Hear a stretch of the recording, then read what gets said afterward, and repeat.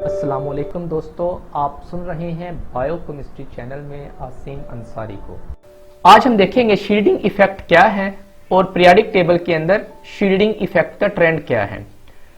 किसी एटम के न्यूक्लियस और वैलेंस शेल के दरमियान मौजूद इलेक्ट्रॉन्स वैलेंस शेल में मौजूद इलेक्ट्रॉन्स पर न्यूक्लियर चार्ज की अट्रैक्शन को कम कर देते हैं। अंदरूनी शेल्स में मौजूद इलेक्ट्रॉन्स की वजह से न्यूक्लियस की वैलेंस इलेक्ट्रॉन्स पर अट्रैक्शन कम हो जाती है।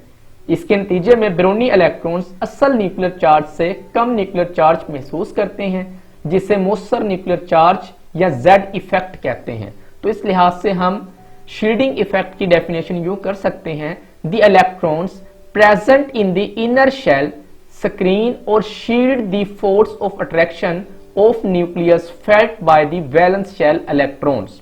अंदरूनी शेल्स में मौजूद इलेक्ट्रॉन्स वैलेंस शेल के इलेक्ट्रॉन्स पर न्यूक्लियस की अट्रैक्शन की कुव्वत को कम करते हैं। यह शील्डिंग इफेक्ट कहलाता है। जिस तरह देखें, हमारे पास ये एक डायग्राम है सामने, आप इसमें देख सकते हैं कि जब आप ग्रुप में ऊपर से नीचे आते हैं तो ये हाइड्रोजन, इसके पास एक इलेक्ट्रॉन है और इसके पास शेल भी एक ही है। लेकिन जब आप इसका कंपेयर करते हैं लिथियम के साथ, तो हाइड्रोजन के पास एक शेल है, लिथियम के पास दो शेल हैं। Total number of electrons lithium के अंदर 3 हैं। यहां पे देखें, न्यूक्लियस और वैलेंस शेल के दरमियान एक शेल मौजूद है जिसमें 2 इलेक्ट्रॉन पाए जाते हैं। अब ये जो न्यूक्लियस और वैलेंस शेल के दरमियान वाले इलेक्ट्रॉन पड़े हुए हैं, ये न्यूक्लियस की अट्रैक्शन वैलेंस शेल के इलेक्ट्रॉन के ऊपर कम कर देते हैं और इसी कशिश की कमी को, अट्रैक्शन की कमी को हम क्या कहते हैं? शील्डिंग इफेक्ट कहते हैं। अब इसी तरह अगर आप कंपेयर करते हैं लिथियम और सोडियम को, तो आप देखें लिथियम के अंदर टोटल नंबर ऑफ शेल्स 2 हैं, लेकिन सोडियम के अंदर टोटल नंबर ऑफ शेल्स जो हैं वो 3 हैं। अब अगर आप यहां पे इनको देखें तो लिथियम के अंदरूनी शेल्स जो थे, यानी कि न्यूक्लियस और वैलेंस शेल के दरमियान सिर्फ और सिर्फ 2 इलेक्ट्रॉन्स पाए जाते हैं।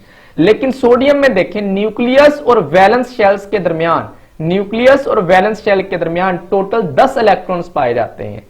तो ये 10 इलेक्ट्रॉन्स क्या करेंगे? न्यूक्लियस की अट्रैक्शन वैलेंस शेल के इलेक्ट्रॉन्स के ऊपर कम करेंगे।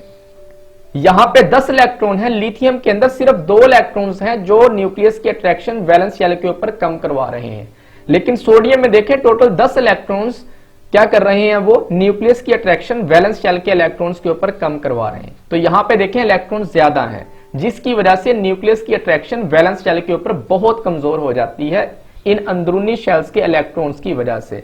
और कशिश की इसी कमी को, अट्रैक्शन की इसी कमी को हम क्या कहते हैं? शील्डिंग इफेक्ट कहते हैं। अब अगर आप कंपेयर करते हैं लिथियम और सोडियम को, तो इन दोनों में से सोडियम के अंदर जो शील्डिंग इफेक्ट है वो लिथियम की निस्बत क्या होगा? ज्यादा होगा। अब इसी तरह अगर आप कंपेयर करते हैं सोडियम और पोटाशियम को, तो देखें सोडियम के अंदर टोटल जो है 3 शेल हैं। इनमें से देखें जो अंदरूनी शेल के इलेक्ट्रॉन्स हैं वो 10 हैं। लेकिन जब आप बात करते हैं पोटाशियम की, तो पोटाशियम में टोटल देखें 4 शेल हैं, जिनमें से अंदरूनी शेल्स के इलेक्ट्रॉन अगर आप काउंट करें तो पहले शेल में 2 इलेक्ट्रॉन्स, दूसरे शेल में 8 इलेक्ट्रॉन, तीसरे शेल में भी 8 इलेक्ट्रॉन्स होते हैं पोटाशियम के अंदर। तो टोटल यहां पे कितने हो गए अंदरूनी शेल्स के इलेक्ट्रॉन? यहां पे टोटल इलेक्ट्रॉन 18 हो गए।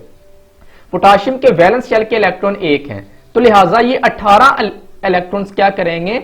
ये मिलके न्यूक्लियस की अट्रैक्शन वैलेंस शेल के इलेक्ट्रॉन के ऊपर कम करवाएंगे और इसी कमी को हम क्या कहते हैं? शील्डिंग इफेक्ट कहते हैं। पोटाशियम के अंदर 18 इलेक्ट्रॉन्स मिलके न्यूक्लियस की अट्रैक्शन वैलेंस शेल के ऊपर कम करवा रहे हैं। सोडियम के अंदर जो है 10 इलेक्ट्रॉन्स मिलके क्या कर रहे हैं? वो वैलेंस शेल के इलेक्ट्रॉन्स के ऊपर न्यूक्लियस के अट्रैक्शन में कमी करवा रहे हैं। अब अगर आप इन दोनों को कंपेयर करते हैं, सोडियम और पोटाशियम को, तो इन दोनों में से पोटाशियम का शील्डिंग इफेक्ट जो है, पोटाशियम एटम में सोडियम एटम की निस्बत शील्डिंग इफेक्ट जो है वो ज्यादा होता है, क्योंकि यहाँ पे इनर जो शेल्स है उसके इलेक्ट्रॉन ज्यादा हैं और सोडियम के अंदर इनर शेल के इलेक्ट्रॉन्स क्या है? कम है। ये आपने ये पॉइंट अपने जहन में रखना है कि इनर शेल के इलेक्ट्रॉन्स जितने ज्यादा होते जाएंगे, न्यूक्लियस की अट्रैक्शन वैलेंस शेल के ऊपर उतनी ही कम होती जाएगी। इनर शेल्स के इलेक्ट्रॉन्स जो होते हैं वो अट्रैक्शन में कमी करवाते हैं वैलेंस शेल के इलेक्ट्रॉन्स पर, और इसी कमी को हम क्या कहते हैं? इसी कमी को हम शील्डिंग इफेक्ट कहते हैं।